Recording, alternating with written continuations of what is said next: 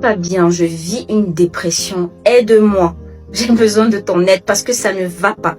Quand des gens vous disent des choses pareilles, arrêtez un peu de prendre ça pour la rigolade. Ce matin, j'ai appris la disparition de Halima Gadi, qui est une actrice sénégalaise que j'aime énormément et que j'ai suivie pendant plusieurs années. C'est une personne qui avait des problèmes de dépression et qui a passé toute sa vie à essayer de conscientiser les Africains sur cette maladie. Dans cette vidéo, je vais donner quelques conseils sur comment assister un proche qui traverse des difficultés psychologiques ou en tout cas qui traverse une mauvaise phase. Parce que oui, parfois on aime, on veut même aider, mais parfois on ne sait pas comment. Je vais partager avec vous une anecdote personnelle. Quand je traversais une dépression, je me rappelle, j'ai amené mon fils qui était encore tout bébé pour son check-up à l'hôpital et son pédiatre m'a demandé: la maman du bébé, ça va? Je lui dis: docteur, en réalité ça ne va pas, je fais une énorme dépression. Et il s'est mis à rigoler. Il m'a dit: Aka, ça c'est la maladie des blancs.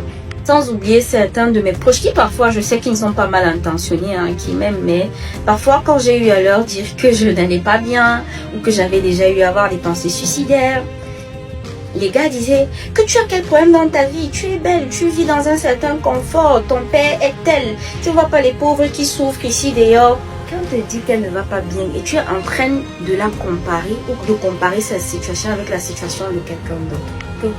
Première chose, quand tu as un proche qui traverse une mauvaise phase ou bien qui fait de la dépression, essaye de légitimiser déjà sa douleur.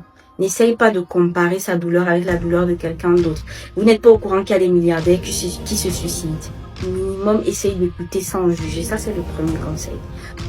Deuxième conseil, si c'est très grave, essaye de trouver le numéro d'un spécialiste et de l'encourager petit à petit à aller voir ce spécialiste. Et si la personne n'a pas les moyens et que toi, tu as les moyens, si c'est possible même de payer, voilà, les séances, ce serait super.